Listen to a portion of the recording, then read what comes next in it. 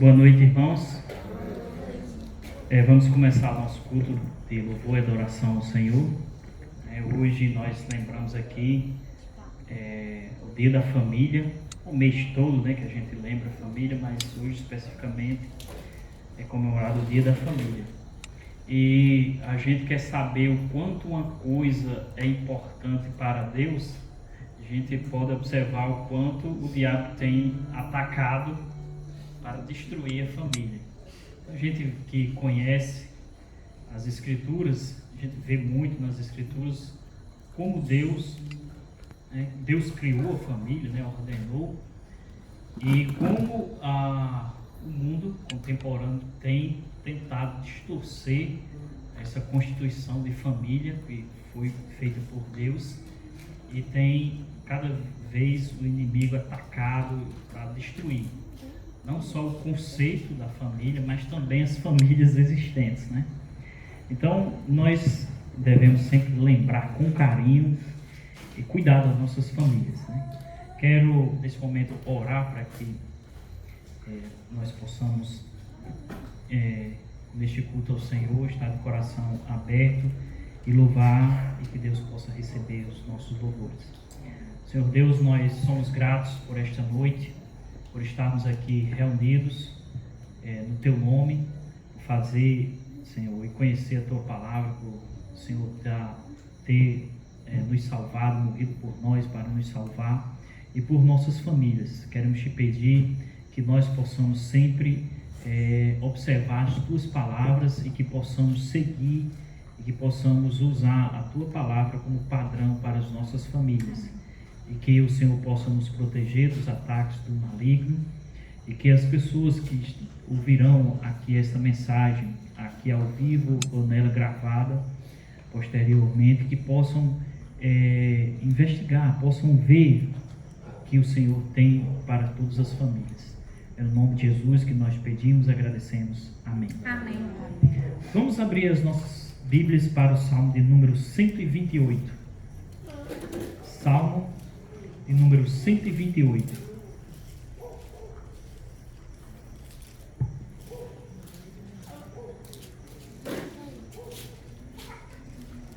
Salmo de número 128. Diz assim: Bem-aventurado aquele que teme ao Senhor e anda nos seus caminhos. Do trabalho de tuas mãos comerás, feliz serás e tudo te irá bem. Tua esposa no interior da tua casa será como a videira frutífera, teus filhos como rebentos da oliveira, à roda da tua mesa. Eis como será abençoado o homem que teme ao Senhor. O Senhor te abençoe desde Sião, para os que vejam a prosperidade de Jerusalém durante os dias da tua vida, e veja os filhos dos teus filhos, paz sobre Israel. Amém? Então, o temor do Senhor, acho que é um dos princípios da família abençoada. Vamos cantar neste momento.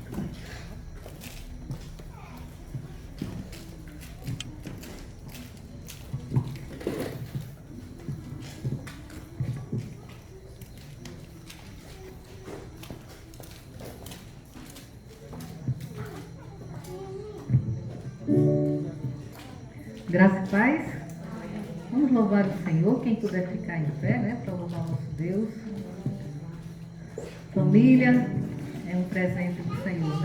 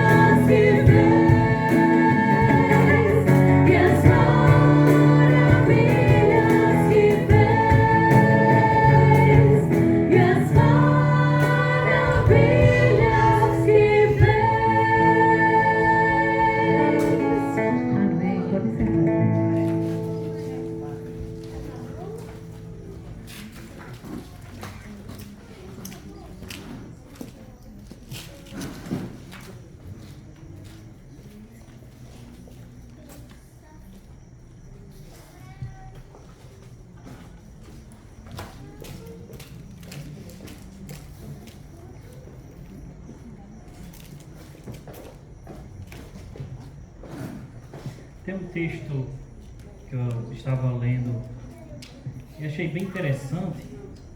Ele provavelmente não é muito lembrado quando se fala assim família, mas eu achei bem interessante porque foi um homem que deu um exemplo e que mostrava que não só ele, mas a família também servia ao Senhor. E não é Josué. Fica em Atos 10, Atos capítulo 10. Ali fala sobre o centurião Cornélio. Atos capítulo 10. E o interessante ali é que ele ainda não era um homem convertido, né? Sabe da história, ele recebeu a ordem de convocar Pedro, né? Estava orando em outro local e Pedro foi ensiná-lo sobre Jesus para que ele pudesse aceitar Jesus, conhecer todo o plano e pudesse aceitar. Mas ele fazia algumas coisas que a gente pode dizer assim, que chamou a atenção de Deus sobre ele e sobre a família dele, né? E o versículo, você lê somente os versículos 1 e 2, que diz assim: orava em Cesareia um homem de nome Cornélio, centurião da corte chamada italiana, piedoso e temente a Deus com toda a sua casa, e que fazia muitas esmolas ao povo e de contínuo orava a Deus. Na verdade disse que ia ler só 1 e 2, mas vou continuar. 3 diz assim: esse homem observou claramente durante uma visão, cerca da hora 9ª do dia, um anjo de Deus que se aproximou dele e lhe disse: Cornélio. Este, fixando nele os olhos e possuído de temor, perguntou: que é, Senhor? E o anjo lhe disse: as tuas orações e as tuas esmolas subiram para a memória de diante de Deus. Agora, pois, envia mensageiro a Jope e manda chamar Simão, que tem por sobrenome Pedro, e ele está hospedado com Simão Curtidor, cuja residência está situada à beira-mar. Logo que se retirou o anjo que lhe falava, chamou 2 dos seus domésticos e um soldado piedoso dos que estavam a seu serviço, e, havendo-lhes contado tudo, enviou-os a Jope. Achei interessante esse texto, porque no versículo 2 diz que ele, não somente ele, mas toda a sua família também fazia, né? Então a gente vê aqui pelo exemplo dele, né? Ele diz que o texto diz aqui que ele era piedoso, e ele também dava muitas esmolas, que ele orava, né, todos os dias. Então isso chamou a atenção. O anjo diz assim: olha, as tuas esmolas, as tuas orações foram ouvidas diante de Deus, né? Interessante essa parte. E não somente ele, mas a casa servia a Senhor. Então que possa servir de exemplo essa parte aí para nós também, para as nossas famílias. Amém? Vamos cantar mais.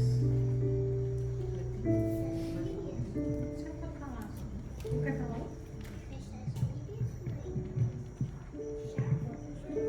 E aí? Vem cá.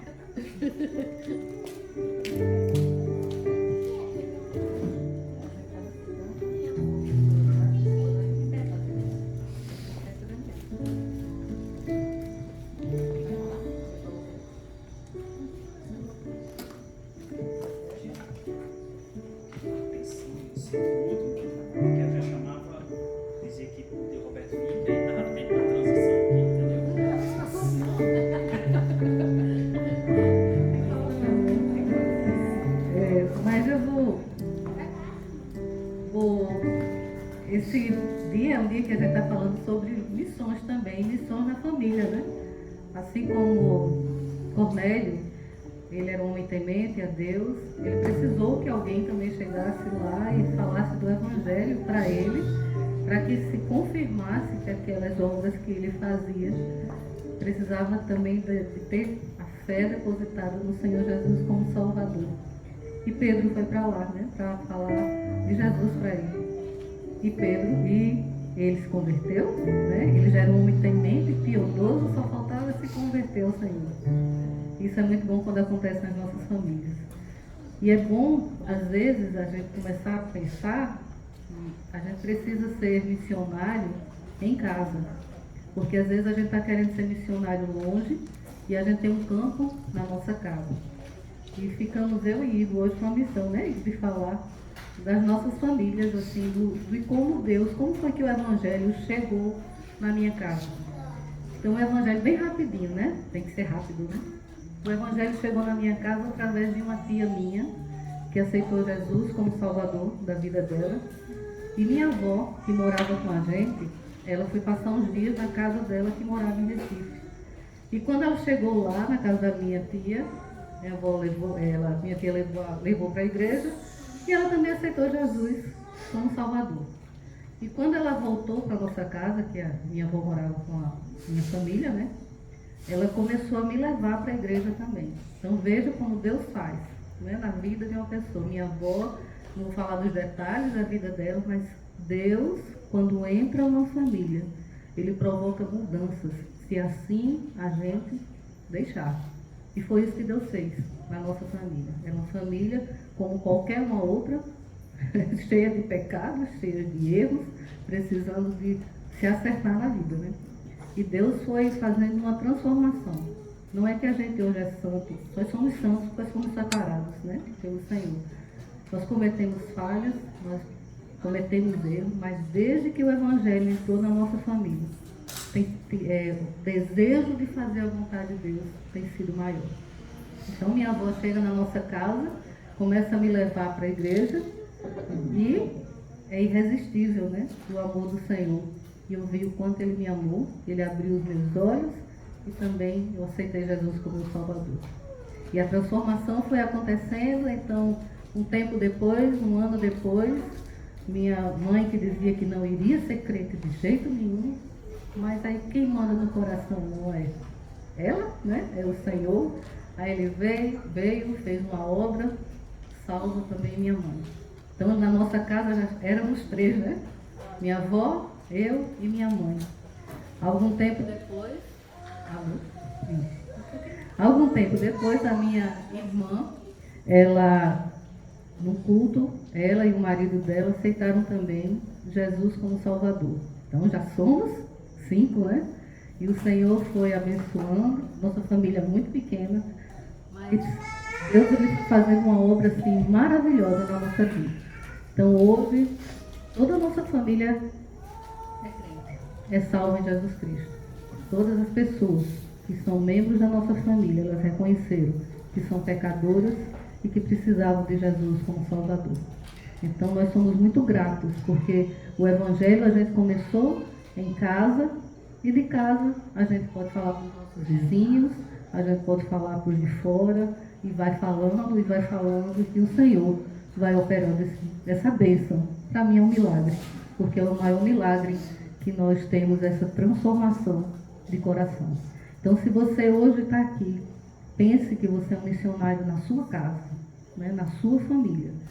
A gente precisa falar do Evangelho para os nossos.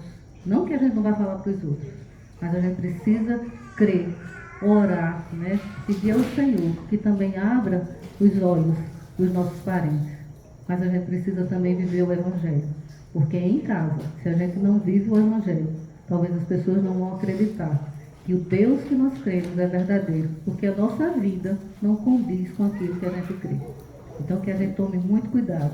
E eu louvo a Deus, né, pela vida da minha tia e da minha avó, né, porque era ela que morava em casa e foi ela que começou a grande mudança no nosso lar. Louvado seja Deus, né, pela obra que Ele faz na vida de uma família e de um membro, né, que se converte verdadeiramente ao Senhor e a revolução que Ele nos faz nessa família. Amém?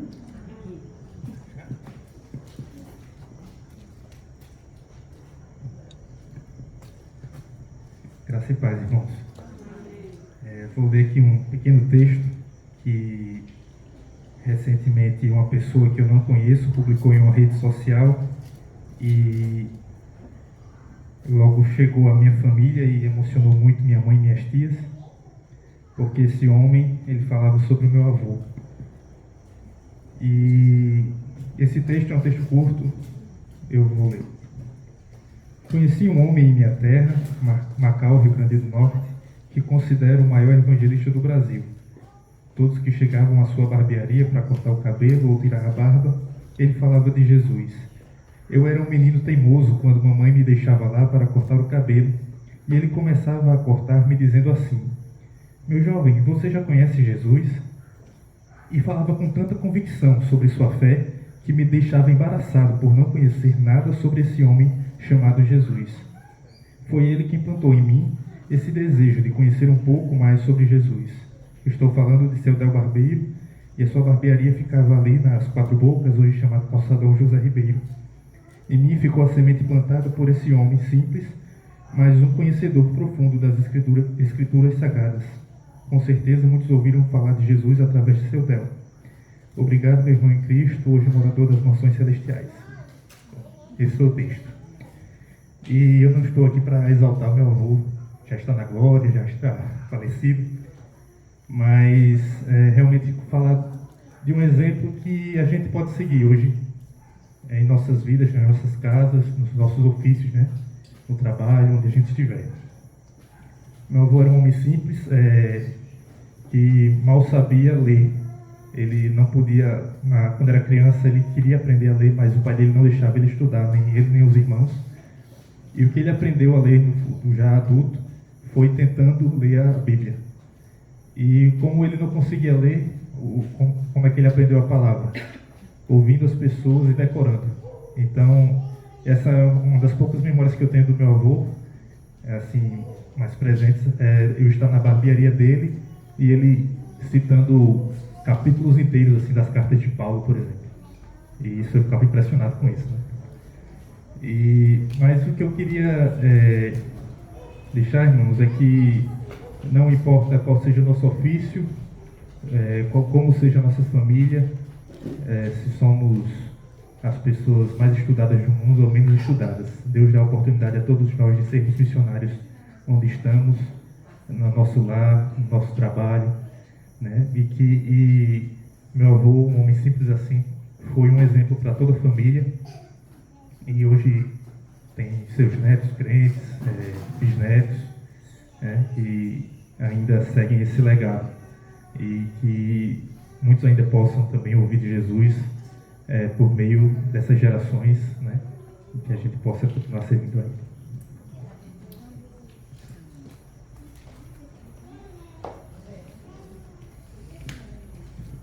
Amém, né? Louvado seja Deus e que a gente continue com essa vontade de falar do Senhor, né, para os nossos familiares, onde nós estivermos. Vamos ficar em pé para cantar mais uma vez?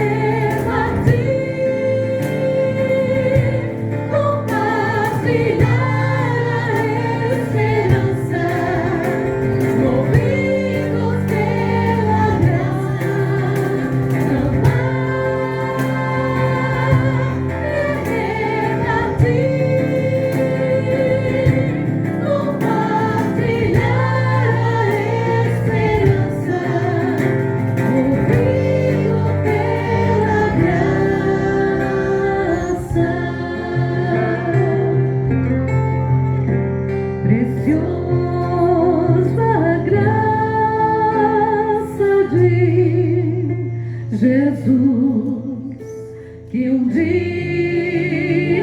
me salvou. Perdido andei sem ver a luz, mas Cristo me encontrou. Amar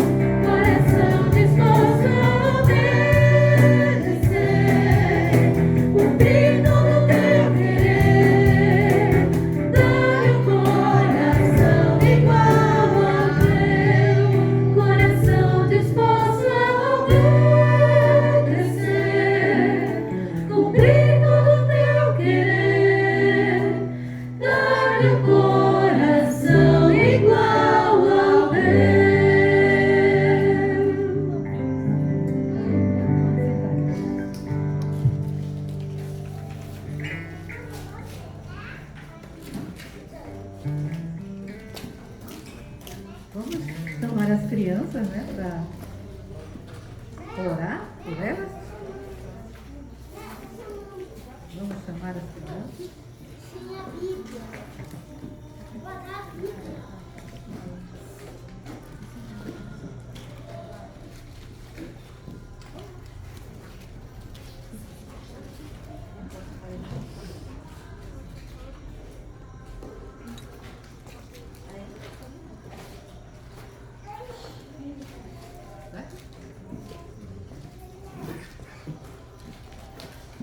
Vamos orar pelas crianças, né? Que o Senhor esteja abençoando agora esse momento. E elas terão lá dentro, mais uma chegando. O menino ainda na barriga, já está esperando este menino vir para cá para compor esta. Só temos meninas, né? Estamos torcendo por menino, né? Vamos orar pelas crianças. Também, né? Torcendo pelos dois, meninos e meninas. Não pensa que a gente está fazendo diferença, né? Para as futuras famílias, né? Para as futuras famílias. Não, fica aqui. Ok. Muito bem. Nada. Ok. Muito bem. Certo? Normal.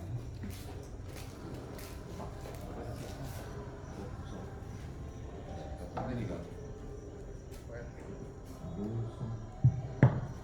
Ok. Como é que dá para ver o sorriso, hein? Ah, tá certo. Todo mundo aí feliz, né? Olha esse povo aí, tudo feliz por vocês, felizes aí por vocês, tá vendo? Sorriso para eles, olha lá, né? Menina, sorrindo ali, ó. Teu pai ali atrás, ó. Tá vendo ele? Né, Maria ali? Então nós somos gratos. Ó, a outra já está sorrindo ali, ó. Tá vendo? Tá vendo? Ok? Senhor, nós agradecemos pela sua bondade, nos conceder esse grande privilégio de ter essas crianças aqui. Nós rogamos por elas, a saúde a elas, que elas possam crescer em estatura, mas também no conhecimento do Senhor Jesus, em graça, aprendendo a tua palavra. E abençoa seus pais, suas mães, aquelas pessoas que cuidam delas, que dê sabedoria também, no trato, na educação, que possam encaminhá-las sempre e juntamente com elas andarem no caminho do Senhor. Nós agradecemos por tudo isso em nome de Jesus. Amém. Amém. Ok, vocês vão. A sala agora é de vocês, né? Então, vai todo mundo feliz aqui. Ok. Uma coisa Não, Igor vai. misteriosa aqui, né? Todos eles estão meio esquisitos, ó. Não sei se tem algum contato aí pra. Puxa dela. Aí, ok. Melhorou aí, alguma coisa aí. Deu certo aí. Não sei se está muito alto, se está a altura razoável, deixar aqui mais ou menos nessa altura que dá certo. Muito bem. Nós queremos agradecer aí a todos que chegaram, né? Deus abençoe, que possamos continuar aqui nesse tempo louvor ao Senhor, nossos corações voltados para Ele, e nós podemos expressar isso dando atenção à sua palavra. Nós vamos seguir no livro de Marcos, e dessa vez a gente vai continuar aqui no capítulo 5, quem puder acompanhar, ou se não, eu sei que a iluminação ainda está precária, né? Eu já venho, em certo sentido, prometendo semana após semana, mas infelizmente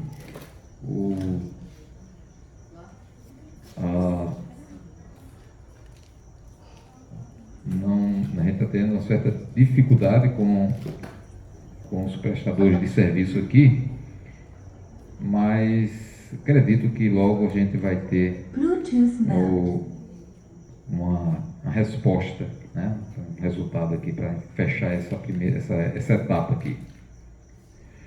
E o capítulo 5 do livro de Marcos continua aqui deixa eu pegar aqui logo.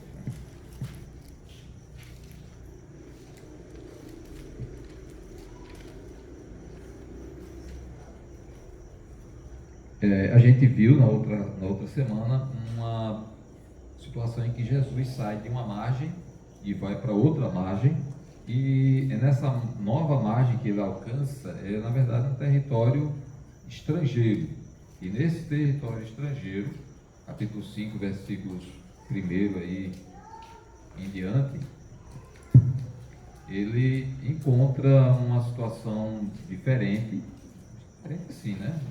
É algo bem tenebroso, né? Dá para ouvir aí. Aconteceu algum negócio que não entendi, né? Mas se estiver ouvindo, está ótimo.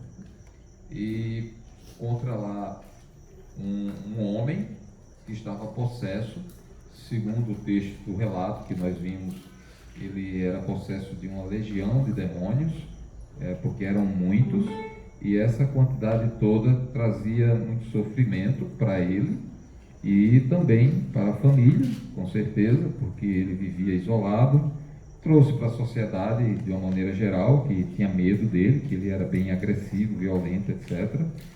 E todo um desgaste, um sofrimento, né, muita tristeza para todo aquele grupo de pessoas. Por fim, Jesus chega e cura o homem, traz uma solução definitiva para ele, inclusive para a sua salvação. Não só resolve a situação pessoal do sofrimento ali, mas também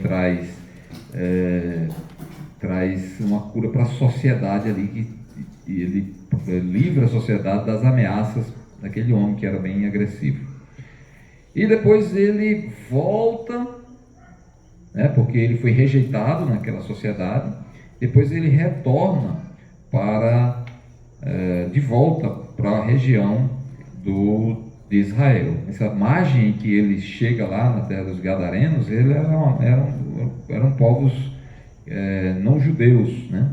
E voltando para a nossa ênfase em relação ao reino de Deus, Jesus aqui demonstra o poder que ele tem, a autoridade que ele tem, não só na região de Israel, mas agora ele mostra a autoridade que ele tem como rei, como senhor, também no território estrangeiro, né? Então aqui a gente vê o alcance do reino de Deus também sendo demonstrado pelo poder de Jesus em curar aquele homem na terra estrangeira ali.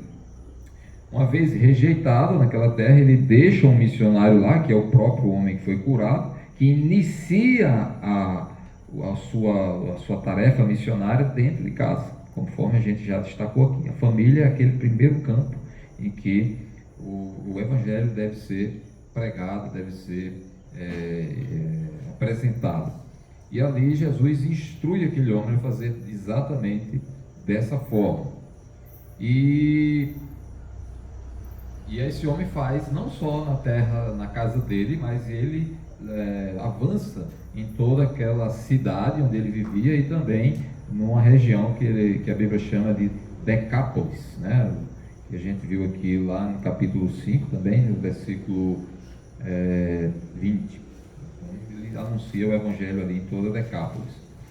E agora, versículo 21 do livro, continua um relato aqui, que Jesus voltou no barco para o outro lado, e ali veio uma grande multidão para estar com ele. Aí está o texto. Ele retorna para a região onde tem mais israelitas, e ali ele encontra uma grande multidão. Ali ele já encontra um ambiente um pouco mais favorável, né? Que era um pessoal que já conhecia, que já teve muitos benefícios da parte dele, muita gente foi curada, já teve muitos benefícios ali que eles usufruíram de Jesus.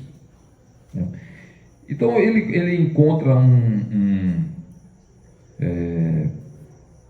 primeiro, versículo 22, ele apresenta aí uma situação também já nova também. E aí chega para ele um homem pedindo socorro. O nome dele aí é apresentado, eu acho. Já aqui, o nome dele é Jairo, né? Larissa, fecha esse negocinho aí. É apresentado o nome dele aqui, certo? Você já vem aqui o nome dele aí, ó, Jairo. Então era um homem conhecido. Para a época em que foi escrito aqui esse livro, certamente era um homem já bem conhecido dentro da igreja, e não era difícil, não seria difícil ele destacar o nome desse homem, até porque ele era importante na cidade, era um chefe, um presidente de uma sinagoga. A sinagoga era o lugar onde os judeus se reuniam, especialmente nos sábados, né? No sábado era um dia muito importante para a reunião ali, e ali tinha a leitura da palavra de Deus e tudo, e esse homem organizava as coisas, era o maioral dali, né? Diz aí que era um dos principais da sinagoga, né? E diz o nome dele, e ele se apresenta para Jesus de uma forma bastante humilde. E o objetivo dele, ele vai com um certo propósito para Jesus, sabedor de que só ele traria uma solução, que ele disse que a filhinha dele estava à beira da morte. O texto de Marcos é mais detalhado do que os outros, por isso que a gente vai focar nele. Mas o objetivo dele era que Jesus fosse até a casa dele, impusesse as mãos, e aí ela ficaria curada, né? E Jesus atendeu prontamente aquele pedido, saiu em direção à casa de Jairo. Bom, esse é o relato inicial. Em seguida, acontece algo que muda um pouco o trabalho de Jesus, por favor. Né? Muda um pouco o trabalho de Jesus aí, porque ele ia com um sentido, e Jesus diz aí que ele foi com ele, mas um bocado de gente também comprimindo Jesus, vai lá, e aconteceu algo diferente. Uma mulher se apresenta, dá para ouvir? Uma mulher se apresenta. Então agora a gente vê uma outra situação. Jesus estava caminhando em direção à casa de Jairo, pela região lá, e outra pessoa aparece no meio do caminho, né? E a gente vai ver no decorrer desse texto aí, como várias coisas, né? Normalmente, no ministério de Jesus, doenças, você tem que botar na cabeça o seguinte, que Jesus não veio só curar as doenças das pessoas, ele veio pregar o evangelho, ele veio mostrar que o reino de Deus estava próximo, o rei estava lá diante deles, e que eles precisavam se arrepender dos seus pecados, e que ele veio dar vida, e que o Filho do Homem veio para dar a vida pelos pecadores. A pregação dele é essa, queria morrer por isso. Só que no decorrer do seu ministério, ele executa obras para que testifiquem aquilo que ele falava. E normalmente essas coisas, não só as parábolas, mas também os milagres, apresentavam um simbolismo importante. Coisa estranha. Pega outro para ver se. Um negócio misterioso aí. Bota o contato da caixa, tira e coloca no bacana. Abre, fecha aqui. Isso. Coloca novamente. Isso. Ok. Vamos ver aí agora. Certo? Então, normalmente tem um simbolismo em tudo que ele dizia, no significado, e também nas parábolas, e não diferente também tinha nos milagres. E os milagres normalmente estão associados com dificuldades que se apresentavam diante dele, que eram experimentadas pelos homens e que era impossível, pelo menos dentro do conhecimento, dentro do que se tinha naquele momento, aos homens resolverem. Um deles era o que aconteceu com essa mulher, né? Então ele diz que essa mulher, o relato de Lucas diz que essa mulher tinha 12 anos que vinha sofrendo com uma hemorragia. Então, pelo conteúdo aí, acho que vou colocar mais um versículo só para a gente ver. Ele diz que padeceu muito à mão de vários médicos, gastou muito dinheiro, não resolveu o problema e ia piorando, certo? Então, várias coisas. Então, era uma situação que estava difícil para ela. Então, quando a gente vê situações difíceis que os homens não conseguem resolver, Jesus vai e mostra, e cura, então é para demonstrar que ele tem um poder para isso, que está acima do poder dos homens, acima do poder dos esforços humanos. É uma demonstração de que ele é Senhor, de que ele é divino. Muitas coisas que o homem mesmo pode fazer, ele não interfere muito, né? Você pode ver que ele não fica fazendo showzinho de mágica, showzinho de poder para demonstrar poder com não sei o quê. Ó, tá vendo aquela borboletinha ali? Eu vou transformar ela num elefante. Ficar brincando com essas coisas, a gente não vê Jesus fazendo isso. Os milagres dele são sempre coisas importantes, necessárias para o bem-estar da pessoa e atendendo sempre à necessidade dos outros, nunca atendendo aos seus próprios caprichos ou buscando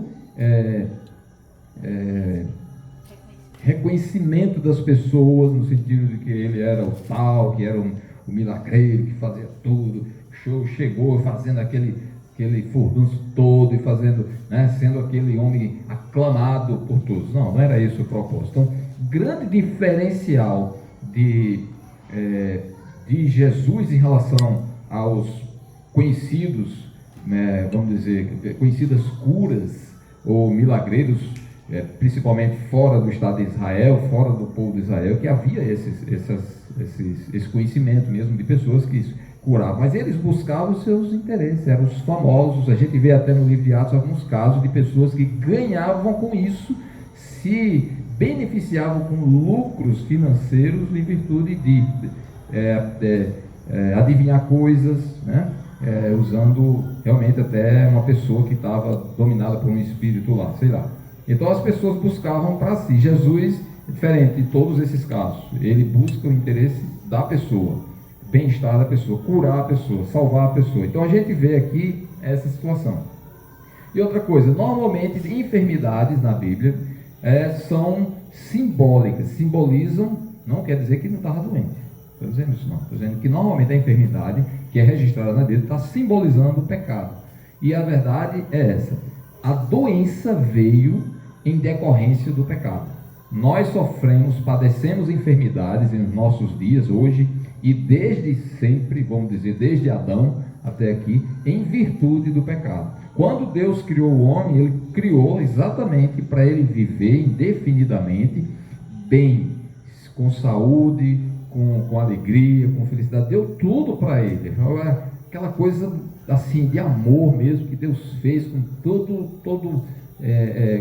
cuidado, carinho, concedendo, preparando tudo para o homem, né? Então preparou toda a estrutura da terra, todos os elementos que compõem a terra, e botou o homem ali para cuidar, administrar tudo isso.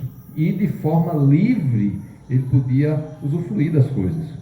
Deus apenas estabeleceu uma limitação para o teste da confiança, da fidelidade do homem, que já que ele tinha a liberdade de escolher, então ele disse: você só não vai poder comer daquele fruto. Uma vez que ele desobedeceu, então, em decorrência disso, previamente Deus já havia alertado, ele iria morrer. Então pronto, a partir daí houve essa grande catástrofe, porque aí a morte veio, e não imediata, até porque o primeiro homem não morreu assim que pecou. Teve a morte, sim, uma separação de Deus, Deus se afastou dele, aquela coisa toda, uma morte espiritual. Mas a morte física veio muitos anos depois, mas morreu. E essa morte normalmente chega depois de muitas dores, muito sofrimento. E uma dessas coisas que provoca esse sofrimento, a doença. O corpo do homem passou a ser mortal, vulnerável às enfermidades, vulnerável, frágil. Pequenos vírus aí já destrói muita coisa, né? Um vírusinho aí já faz um estrago grande na vida de uma pessoa. Então, infelizmente, a doença é simbólica do pecado, porque ela é decorrente do pecado.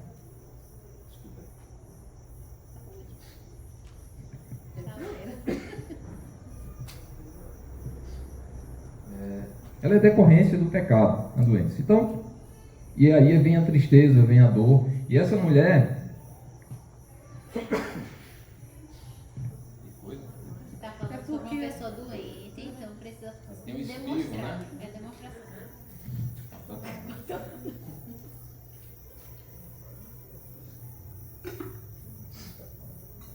Então aqui tem um exemplo bem típico, que representa todas as doenças que as pessoas sofrem, mas também aqui está simbolizando a situação do pecado, que o pecado faz na pessoa, destrói, traz sofrimento, traz desespero, traz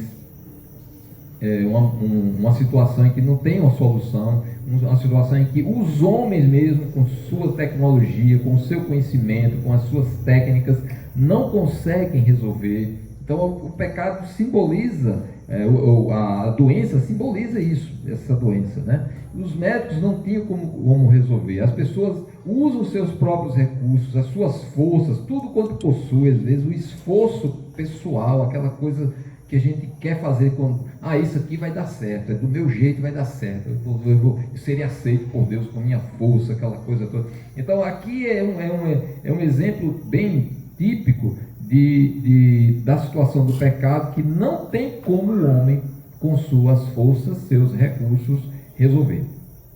E era assim que essa mulher viveu, né? Então fala de padecer, fala de usar os recursos todos para tentar resolver. Volta aí, por favor. Deixa eu ver se isso aqui volta. É você, né? Ele não faz isso. E a hemorragia era uma coisa bem típica, bem conhecida. As mulheres conhecem bem o que aqui ele está associado aqui muito com a menstruação das mulheres, né? E isso trazia um certo incômodo, né? E Deus deixou algumas normas em relação à mulher, em relação ao período menstrual, está lá no livro de Levítico, várias explicações sobre isso, e algumas delas eu vou rapidamente ler aqui. Diz assim, Levítico capítulo 15, se puder, e os versículos 25 em diante, né? E ele diz assim: também a mulher, quando manar fluxo do seu sangue por muitos dias fora do tempo de sua menstruação, ou quando tiver fluxo de sangue por mais tempo do que o acostumado. Então ele já previu aqui na lei essa possibilidade de ter um fluxo de sangue além do normal, ou fora de época, né, que estava passando do tempo. Essa mulher ficou 12 anos, né, porque ficava o tempo todo com esse fluxo ali sofrendo. E ele diz assim: todos os dias do fluxo será imunda. Então já era, do ponto de vista cerimonial, ela não podia ter contato com outras pessoas. Cerimonialmente era imunda, ela tinha que ter uma purificação para depois tocar a vida dela normalmente, como nos dias da sua menstruação. Então, no fluxo fora do normal, ela é conhecida, ou ela é tida como imunda, né? Do mesmo jeito como seria no período de menstruação. Então ele já previu essa possibilidade aí de acontecer esse tipo de coisa. 26 aí diz: toda cama, até onde ela se deitar também durante os dias do fluxo também, e tudo que ela tocar, toda coisa sobre a coisa, até onde ela se assentar, né, será imunda conforme a impureza da sua menstruação. Volta para frente. Quem tocar tocar nas coisas que ela sentou, que ela tocou, também será imundo. Portanto, lavará as suas vestes, banhar-se-á em água e será imundo até a tarde. Vai lá. Porém, quando cessar o fluxo, então se contarão 7 dias e depois será limpo. Mais um. Ao 8º dia, tomará 2 rolas ou 2 pombinhos e os trará ao sacerdote à porta da tenda da congregação. Essas são as normas que havia dentro da política, dentro da tradição judaica, para uma mulher que tivesse ou menstruado ou com um fluxo de sangue fora do normal, né? E essa mulher sofria de um fluxo de sangue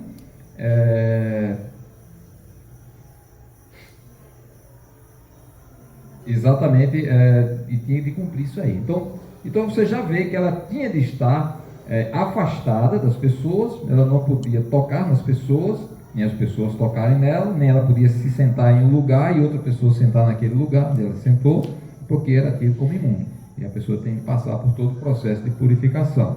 E os judeus eram bem rigorosos nisso aí e ficavam chateados aí se houvesse um descumprimento em relação a isso, né? Então a mulher tinha um sofrimento de 12 anos. Então nesses 12 anos, se ela tivesse família, ela não podia abraçar seus filhos, não podia se aproximar do marido, né? E também em relação à sociedade, não podia ter contato com as outras pessoas e nem poderia comparecer aos cultos lá na sinagoga, por exemplo, e participar dos cultos que eram feitos. A situação era bem complicada. Então, e o sangue, né? Isso era uma situação social dela, né? Pessoal e social, que isso trazia esse sofrimento. E também tem o outro lado, o lado físico também, né? Porque você perder sangue, alguém já passou o tempo assim perdendo sangue, sentir uma fraqueza no próprio corpo, né? Perder sangue, o sangue é a vida, né? Que traz o vigor, aquela coisa toda. E você perder o sangue, você vai ficando fraca, anemia, aquela coisa toda, vai trazendo fraqueza no corpo, dificuldade. Então, uma coisa interessante também, a gente não vê o nome dela. Aí, é uma pessoa anônima, e Jairo já era conhecido, tem o nome dele, essa mulher não tinha o nome, e talvez até era rica, né? Porque gastou dinheiro só lá, nos médicos, e só quem ia ao médico era quem tinha dinheiro, né? Quando não tinha dinheiro, não tinha médico. Vai se curando aí de algum jeito, providenciando as coisas que tiverem aí à disposição, mas o médico não daria certo. Ela gastou tudo com os médicos, então aquilo que era rico deixou de ser rico, ficou pobre. Talvez quando era rica tinha conhecimento, né? As pessoas conheciam, tinham o nome dela, mas depois ficou pobre, aí ficou no anonimato, ficou lá no meio da grande multidão, né? E ali, o tempo, né? 12 anos. 12 anos não é coisa pouca não. Diferentemente de Jairo, né? Ela vinha 12 anos sofrendo. Jairo passou 12 anos feliz com a filha, né? Que ficou doente depois de 12 anos, né? Tem um contraste aí, né? Então, Jairo era rico, conhecido, famoso, 12 anos feliz com a filha, e agora essa mulher se tornou pobre, 12 anos sofrendo, né? São contrastes e coisas distintas, mas que você vê que ambos os casos são lá contemplados por Cristo. Ele não tem uma situação que ele não contemple, que ele não acuda, que ele não venha socorrer. Pode ser do rico ao pobre, não faz diferença, cada um tem uma circunstância, mas tem uma diferença aqui na conduta da pessoa, né? Tem uma diferença na conduta. É interessante que tem um livro de Provérbios que diz assim: a esperança que se adia, Provérbios 13, 12, diz assim: a esperança que se adia faz adoecer o coração. Aquilo que ela esperava, que ela almejava, né, que era ser curada, logo quando começou essa doença, 12 anos atrás, começou a ter uma certa dificuldade, né? Poxa, não para. Aí passa o primeiro ano, não parou. Passa o segundo ano, não parou. Aí vou lutar, vou contratar médico, vou pegar remédio, vou comprar isso, gastar o que tiver. Então, aí, corre aí. E a esperança agora começa a enfraquecer, começa a ficar murcha, né? Começa a perder o brilho, né? Aquela esperança, porque muito tempo se passou e o resultado tão desejado não apareceu. Então fica mexendo no coração, na mente, né? A esperança que se adia faz adoecer o coração, né? Então estava machucado, estava ferido, né? A esperança estava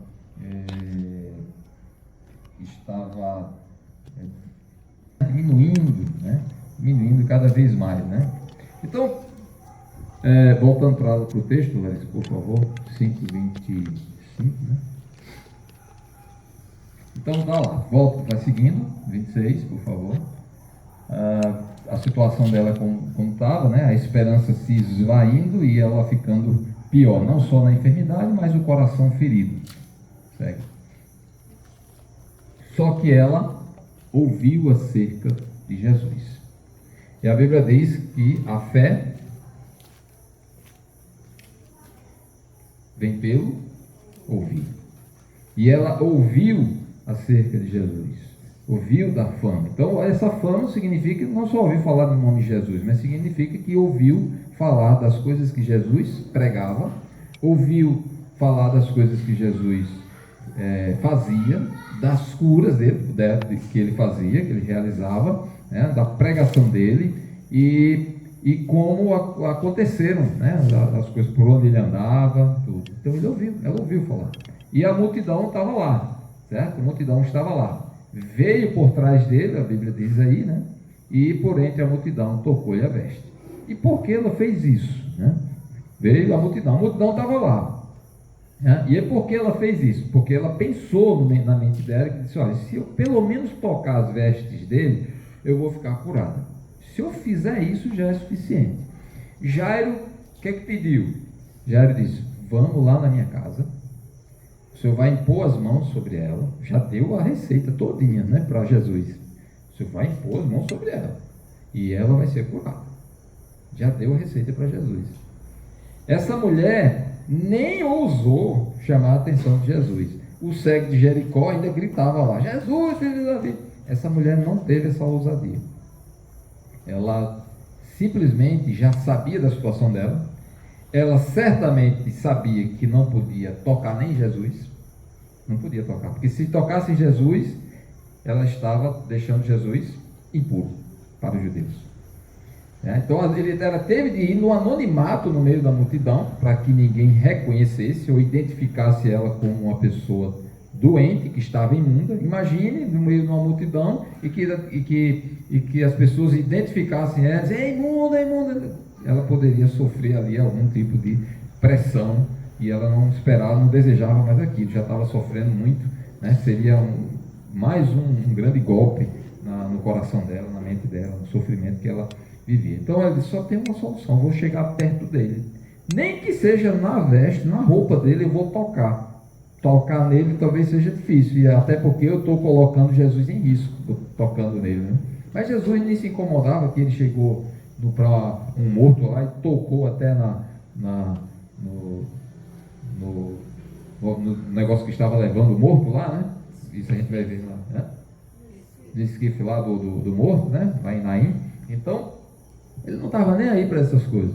E agora está aqui, e ela fez isso pensando realmente, sabendo que estava correndo risco. Ela tinha medo de ser reconhecida, ela tinha vergonha da própria doença, certamente, né? Ela estava envergonhada com tudo aquilo, e além de que, como eu já falei, colocou Jesus em risco se tocasse nele, né?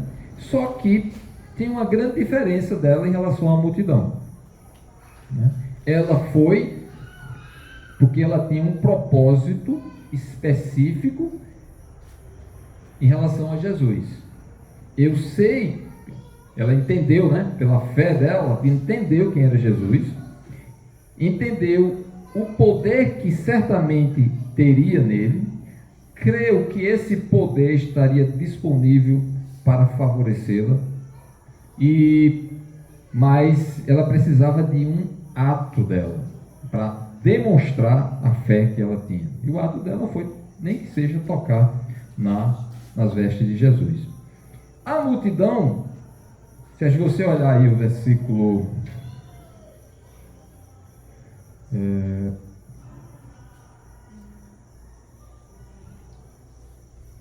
versículo 24, o versículo 24 diz assim: Jesus foi com Jairo e disse que uma grande multidão seguia Jesus, né?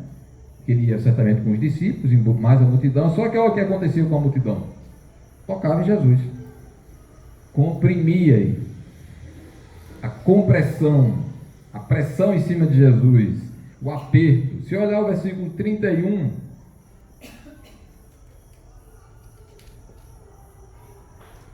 se olhar o versículo 31, Jesus disse, olha, volta aí para o 30, por favor. Jesus disse que, olha, Jesus reconhecendo que imediatamente dele havia saído poder, aí virou-se no meio da multidão e perguntou: quem me tocou nas vestes? Aí no versículo seguinte, os discípulos disseram: olha, vês que multidão te aperta e dizes quem me tocou? Do ponto de vista humano, né? Pensando assim, você não está vendo, nossa, a multidão toda apertando aí, vai e vem para cá, e o senhor não está vendo que todo mundo está apertando o Senhor, tocando, mexendo, empurrando, e o Senhor vai perguntar quem lhe tocou? Como é que a gente vai saber? Todo mundo está fazendo isso. Mas o que Jesus queria, naturalmente, era mostrar que existiu um toque nele, diferente do toque das multidões, né? Esse toque aqui, as multidões estavam, mas as multidões o que é que faziam? Apertavam, e essa mulher tocou. Esse aqui é justamente para distinguir a diferença de uma coisa para outra. A multidão apertava porque não tinha um propósito com Jesus. A multidão ia, acompanhava Jesus porque Jesus não era uma pessoa má. Jesus não era uma pessoa que tratava mal as multidões. Jesus era um pregador, sempre fez o bem. As pessoas chegavam com seus doentes, todos eram curados. Pessoas chegavam com algum problema, Jesus curava lá. Jesus falava. E às vezes a palavra dele contrariava os interesses dos fariseus, que oprimiam também o povo, e aí o povo gostava também, né? Mas ele sempre agiu no sentido de favorecer, de fazer o bem às pessoas, e deixa uma ideia que alguns pobres mesmo recebiam alguns donativos, porque tinha uma tesouraria lá naquele grupo apostólico, e ali eles acabavam doando também alguma coisa para os pobres. Então muita gente se dava bem com Jesus, o ministério dele, e as pessoas gostavam, mas estavam lá, curava, alimentava as pessoas, aquela coisa toda, e eles ficavam bem com Jesus. Jesus falava e eles gostavam. Ninguém nunca tinha falado como Jesus, com a autoridade com que ele falava, né? As curas que ele fazia, as obras que ele realizava, ninguém tinha feito daquele jeito. Era uma coisa de muita curiosidade, e as pessoas gostavam de ver aquilo, né? Então iam pela curiosidade para receber algum benefício, e estavam lá naquele aperto da multidão. O mestre vai ser o rei, vamos aclamar rei daqui uns dias, né? Alguma coisa assim, já estavam querendo se preparar para isso, e apertavam, mas não tinham pessoalmente uma fé que pudesse realmente salvá-los. E Jesus conhecia a multidão, ele conhecia o coração deles, e por isso ele não confiava nas multidões, né? Então ele às vezes ia sozinho para orar, ele não ia na onda das multidões. E existe essa diferença entre aquela grande multidão que vai, que tem curiosidade, que gosta do furdunço lá, do movimento, do show, vamos dizer assim, do movimento de pessoas, aquela coisa toda, né, lá, e outros que vão porque reconhecem que Jesus é o Senhor, que nele tem poder para curar, para salvar. Essa mulher tinha essa noção, a fé dela já estava crescendo cada vez mais, né? E ela disse que chegou ao ponto de dizer: não preciso nem que ele vá à minha casa, não preciso nem que ele imponha as mãos sobre mim, eu não preciso nem que ele fale comigo, basta que eu toque nas vestes dele, que será suficiente. Então a fé dela foi muito, muito forte, muito elevada. Pouco tempo antes, Jesus estava ensinando os discípulos a aumentar a fé deles. Então ele pregava, ensinava, e começou as aulas práticas, né? Começaram as aulas práticas, aí foi para a tempestade, aí foi para a terra dos Gerazenos, né? Lá, e ali Jesus foi mostrando para eles que a fé deles deveria aumentar. Vocês estão com medo? Cadê a fé de vocês? Aqui a gente já vê uma mulher com uma fé madura, que estava confiante de que em Jesus tinha realmente a solução para a vida dela, né? E outra coisa, era o máximo que ela podia fazer, no certo sentido, né? Ela não tinha mais nada, não tinha como oferecer nem a casa dela, nem oferecer recursos, nem oferecer nada. Ela não tem mais nada. E ali ela está realmente reconhecendo diante de Deus e diante de Jesus que ela não tinha mais nada a não ser receber aquilo que Jesus podia dar. Essa é a situação diferente lá da multidão que aperta Jesus, que está lá no meio, que está querendo só o show, que está querendo só aquela confusão, né? E os benefícios que certamente Jesus trazia para eles.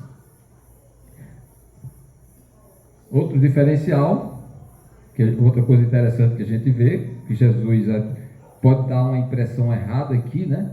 Equivocada. Jesus queria saber quem tocou. Voltando, por favor. Não, outra, anterior. Virando-se no meio da multidão, perguntou: quem me tocou nas vestes? Então, agora é uma pergunta que ele está fazendo à multidão toda, e naturalmente os discípulos estão bem próximos dele, e ali ele quer saber quem é que vai falar alguma coisa. Ele está esperando que alguém fale alguma coisa diante das multidões, no meio da multidão. Certo? Então, a expectativa de Jesus é que alguém fale, né? Quem foi que me tocou? E o motivo ele explica logo na frente. Vai lá.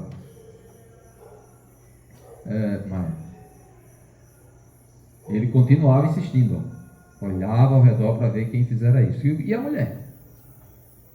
Por que ela se calou? O que vocês acham?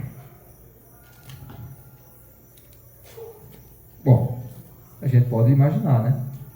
Ela era imunda. ela tinha vergonha, porque tinha fluxo sanguíneo, né? Tinha aquela vergonha. Estava diante de judeus, que alguns deles eram bem rigorosos, para crucificar Jesus lá na frente. Depois muitos foram bem tranquilos: crucifico, nós não temos outro rei não, queremos o César, não queremos, o sangue dele se derrama sobre nós. Eu tinha medo também, corri o risco também de sofrer ali alguma pressão daquele povo, por favor. Mas Jesus espera, né?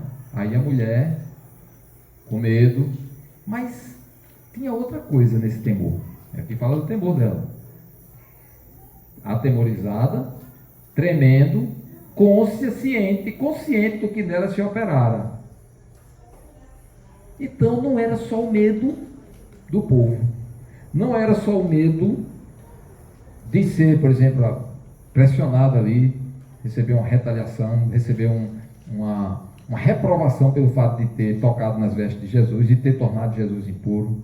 Eu acho que não era só isso não, porque aqui tem algo que aconteceu nela que foi completamente diferente de uma sensação que ela, muito tempo atrás, né, durante muito tempo não tinha. 12 anos ela passou sofrendo. E de repente vem um alívio imediato. Volta aqui, por favor. Voltando aí.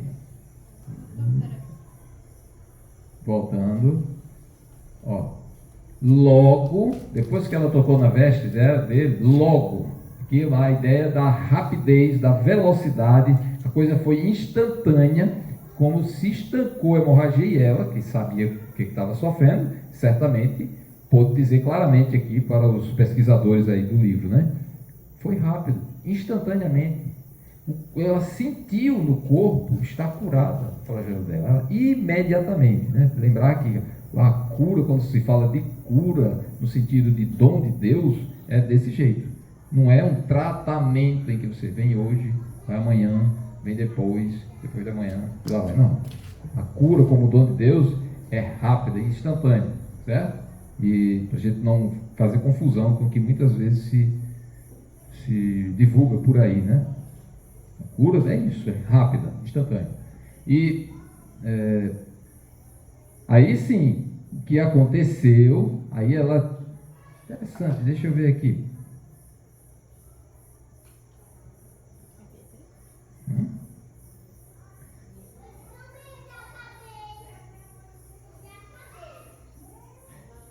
Ia trazer um exemplo aqui.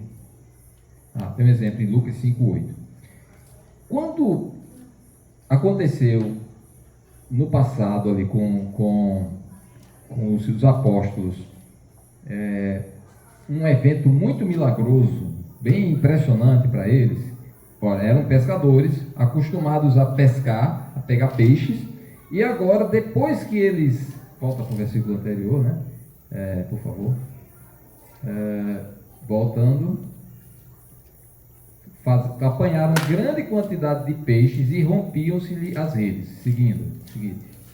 Então fizeram sinais aos companheiros do outro barco para que fossem ajudá-los, e encheram ambos os barcos a ponto de quase irem a pique. Aí o que aconteceu depois? Vendo isto, Simão Pedro prostrou-se aos pés de Jesus, dizendo: Senhor, retira-te de mim, porque sou pecador. Então a reação de Pedro aqui nessa situação foi bem parecida, é um paralelo que eu estou trazendo, para mostrar que o medo, a prostração, o reconhecimento, né, o temor, não vem apenas de ter medo das pessoas, ou ter medo de sofrer algum dano das pessoas, mas vem pela honra, o respeito, o temor a Deus. Esse temor que aquela mulher teve foi um temor a Deus, um temor reverente por algo completamente novo que aconteceu com ela. Esses homens eram acostumados a pescar, sabiam que era pescar pouco peixe, sabia também que era pescar muitos peixes, mas nunca como desse jeito aí, como eles viveram isso aí. Mas eram acostumados, era a área deles, Se fosse um de nós aqui que não tem costume de pegar uma piaba, e a gente pegasse numa jogada de rede, que nunca jogou a rede na vida, e tivesse vindo ali uns 300 peixes, você não ia se assustar, não? Como é que isso aconteceu? Só pode ter sido um milagre. Você nunca pescou uma piaba e joga uma rede na primeira vez e você vê um bocado de coisa, né? Vê um bocado de peixe ali que você não consegue. Isso nunca não é normal. E esses homens eram acostumados a ver peixe. E com isso aqui ele viu como foi totalmente diferente daquilo que eles costumavam ver nas pescarias. Então eles reconheceram que Jesus tinha algo superior, é algo é incomparável com os padrões humanos, né? Aí ele se prostra com reconhecimento, um temor a Jesus, né? E diz: Senhor, retira-te de mim, porque sou pecador. Reconheceu a santidade de Cristo. Está notando? Então o temor daquela mulher, voltando, 5:33, né? O temor daquela mulher não era só o temor de os homens reclamarem com ela porque ela estava impura e deixou Jesus impuro, ou que Jesus mesmo, como homem, fosse reclamar com ela, né? Pelo ato dela, né? Que Jesus estava lá. E Jesus estava esperando, né? Que alguém falasse. E ela estava esperando que ela falasse, né? Ela teve, assim que tocou nas vestes de Jesus, ela realmente foi curada. E aqui está mostrando como ela sabia, estava consciente exatamente do que aconteceu. Ela percebeu imediatamente a cura que aconteceu. Ela sabia que o sangue dela parou de jorrar, né? E ali, o que aconteceu com Pedro, aconteceu também com ela. E tudo isso aconteceu também diante de Jesus, mas a multidão estava lá. Jesus estava no meio da multidão, estava perguntando à multidão: quem foi? Quem foi que recebeu a cura? Quem foi que foi curado? Quem é que recebeu a salvação? Quem foi que recebeu algum benefício de Deus? Quem foi? Estou esperando que alguém se manifeste. Alguém diga para as multidões. Diga para essas pessoas aqui o que Deus fez. Jesus chega para aquele homem lá que foi curado dos demônios e vai, diz para levar para a tua casa, para os teus, e diz para eles o que Deus fez por você. Simples assim. Aqui Jesus está esperando a mesma coisa. O que foi que Deus fez por você? Diga. Cadê? Você não vai dizer? Fica olhando para a multidão, esperando um. Da multidão, todos estavam empurrando, pressionando. Qual é o termo que usou aí? Apertando, comprimindo Jesus. Mas ninguém recebeu um benefício verdadeiro de Jesus, porque não tinham fé para isso. Não estavam querendo isso, estavam querendo outras coisas. Mas essa mulher foi com um propósito: eu vou querer essa cura. E ela foi lá, recebeu isso e ficou muda. Jesus não é para ficar muda. Se você recebeu o benefício do Senhor, fale. Tem pessoas para ouvir, aqui a multidão está aqui para ouvir. Na verdade, Jesus está dizendo isso. Fale aqui diante das multidões. Não tenha medo, não tenha vergonha. O que Deus fez por você? Agora, se Deus não fez nada por você, não tem problema também. Você não tem que fazer. Falar uma coisa que não é verdade. Tem que inventar uma história. A multidão não tinha o que falar, porque eles não estavam interessados em nada especificamente de Jesus, a não ser a curiosidade, a não ser talvez alguns lá para serem os olheiros dos fariseus, para ver o que é que Jesus estava falando ou fazendo, se ia curar no sábado, se ia fazer alguma coisa no sábado para denunciá-lo, etc. Estavam querendo outras coisas, mas não uma coisa específica. Senhor, eu me arrependo dos meus pecados. Como chegou lá em Zaqueu: Senhor, hoje eu quero resolver a minha vida com o Senhor.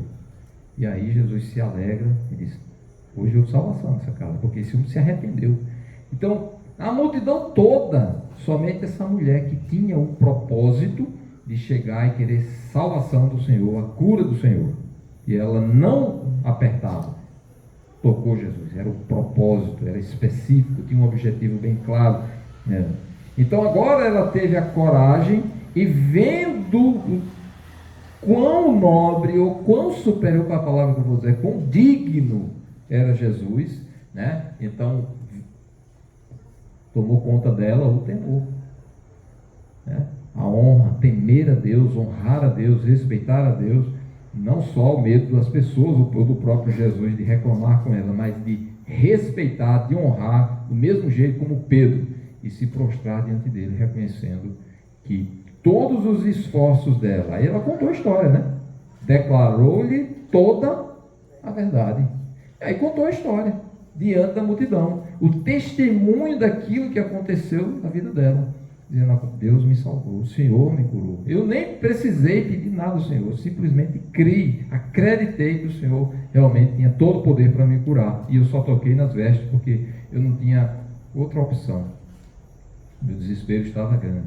Então, esse reconhecimento da parte dela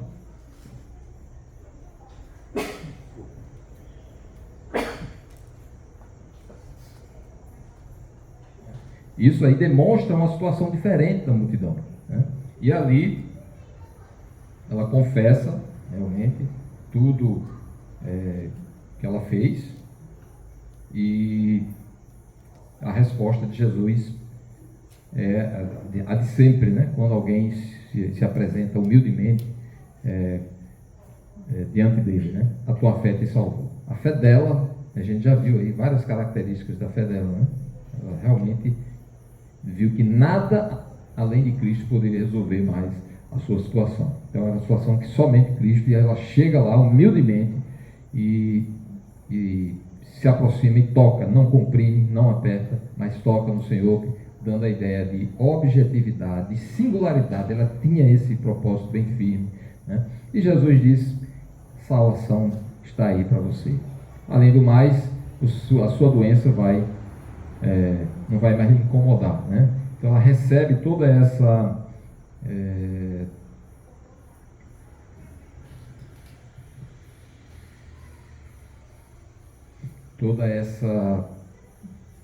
esses benefícios da parte do Senhor, né? Salvação, que é aquilo que realmente todos nós precisamos. Nem todos tinham a mesma enfermidade dela, né? O mal que ela sofria, né? Todos tinham, outros tinham outras enfermidades, foram curados, mas essa fé, né, no próprio Salvador, isso aí foi um grande diferencial na vida dela, e Jesus reconheceu a fé dela, né? A tua fé, não foi nem ela que disse que tinha fé, né? Foi Jesus que demonstrou, reconheceu que ela realmente tinha fé, e a fé dela moveu ela a agir, né? A fé não é uma coisa que tem que ficar estática, a fé ela move o coração, e a gente precisa deixar isso bem claro, tem que ter isso bem claro em nossas mentes, né? Então a gente vê Jesus demonstrando aí o poder dele, a autoridade dele, de também perdoar pecados, né? De salvar pessoas e mostrar que o poder dele está disponível. O povo de Israel está disponível para os estrangeiros, da terra dos Gadarenos.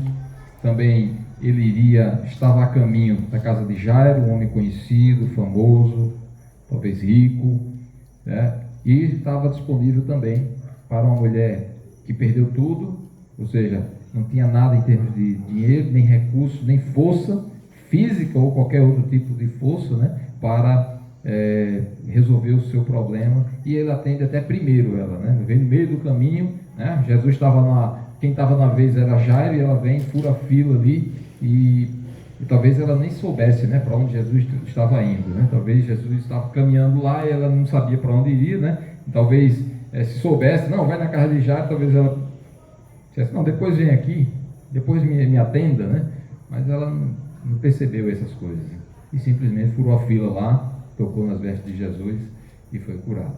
Mostra o poder dele para curar essas doenças, mostra o cumprimento de textos do Antigo Testamento, como por exemplo aquele que ele tomou sobre si as nossas dores, né?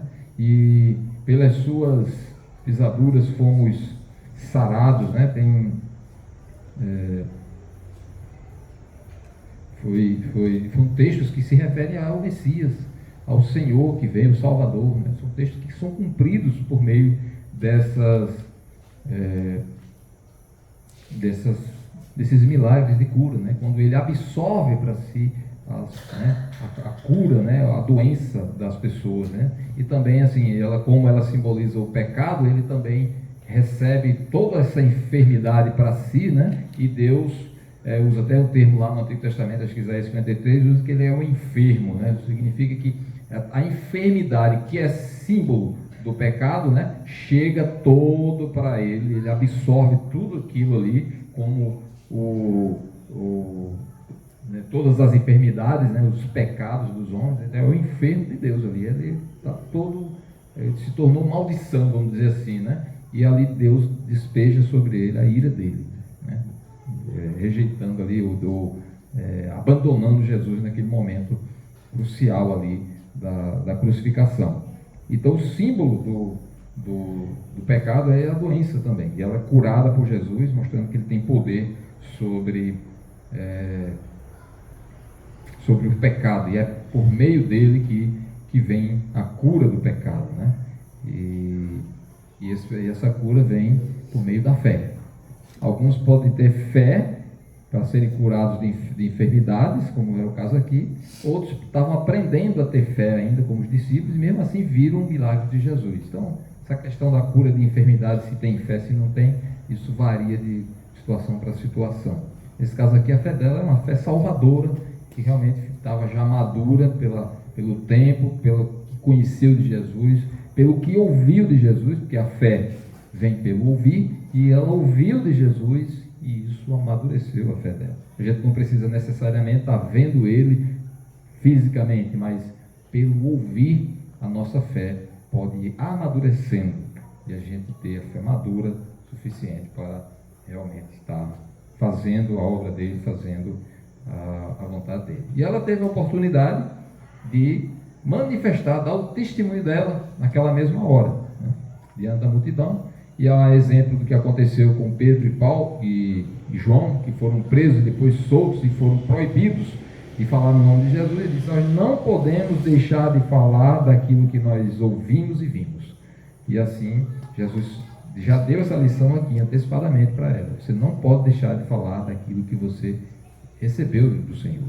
E essa é a nossa tarefa, daquilo que nós recebemos, a nossa salvação que nós recebemos, dos pecados que foram perdoados, nós também devemos dar testemunho para os outros, ainda que esteja no meio de uma grande multidão, ou dentro de casa, ou no meio da família, que seja lá onde for, né?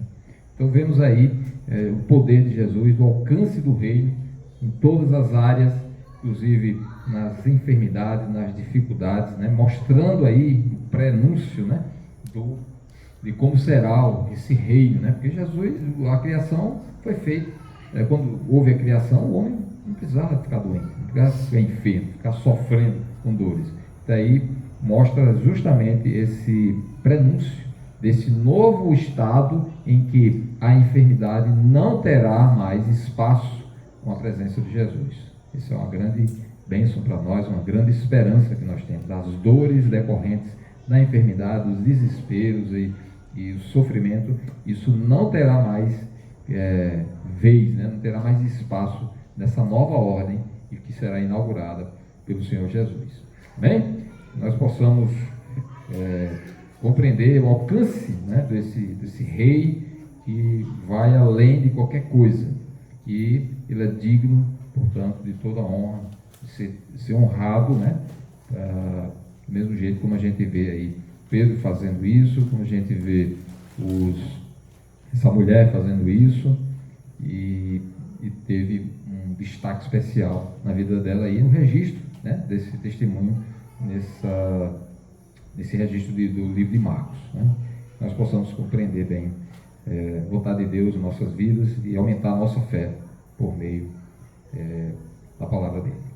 Senhor, nós agradecemos pela tua palavra que nos instrui, que nos mostra o alcance do reino do Senhor e atingir povos judeus e gentios e atingir pessoas enfermas, mostrando que também tudo isso será resolvido nessa nova ordem, um prenúncio de um estado sem dor, sem desespero e sem doença, sem morte. E assim, ó Deus, que o Senhor fortaleça a nossa fé cada dia, em nome de Jesus. Amém.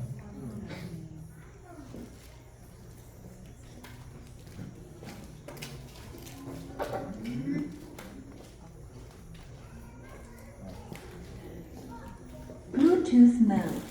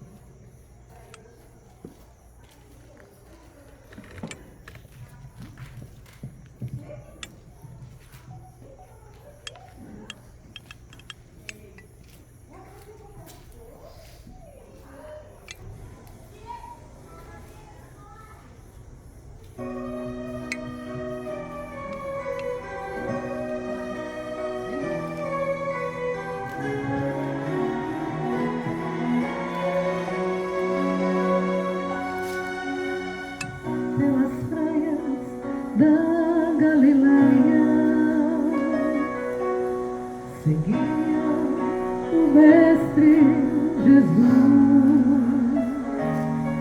Uma pobre mulher dele se aproximou, em meio à multidão e o tocou.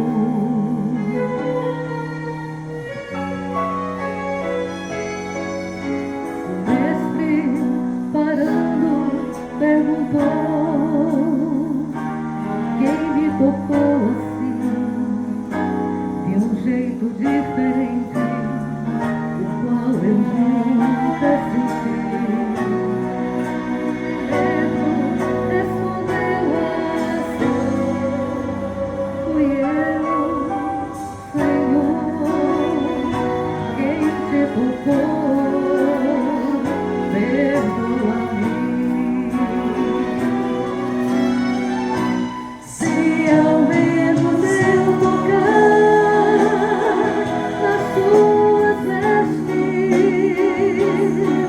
essa dor que sinto agora, esse mal que me apavora, Ele vai curar. Pela fé na dor, nas vestes de Jesus. Nesse momento acabou seu sofrimento, pois aquele grande mal Jesus curou.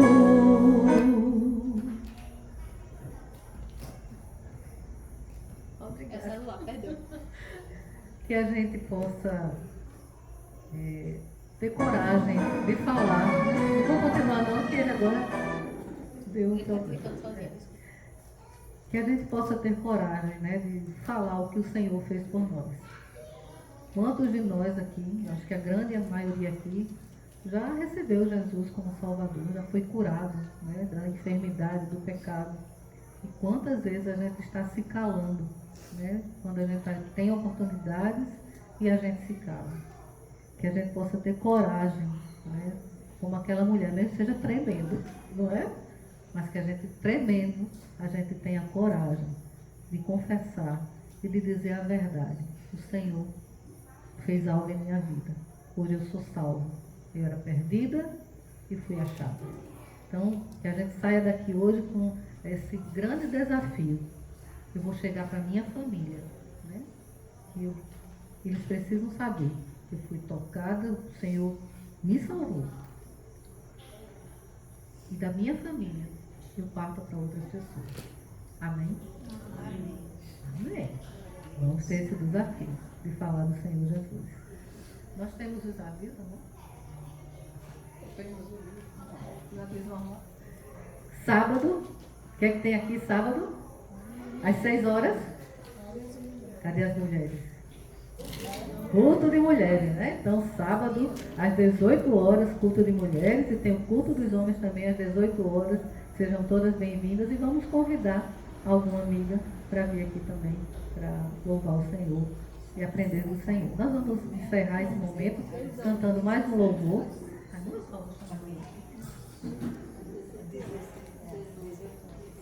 Que a gente possa sair daqui hoje com o nosso coração bem cheio do Senhor. E que essa palavra não fique assim só na mente. Vá para o coração e vá para a ação.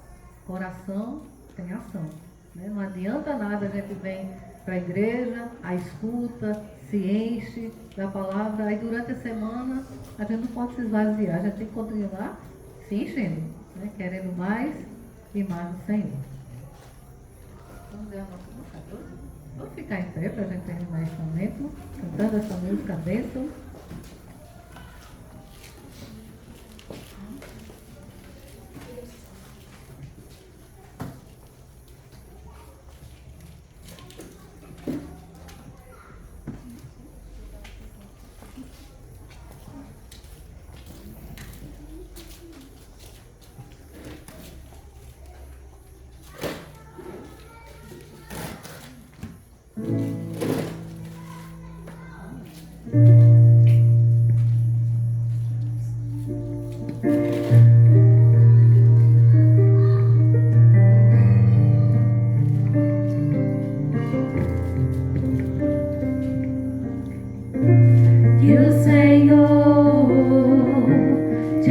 missões.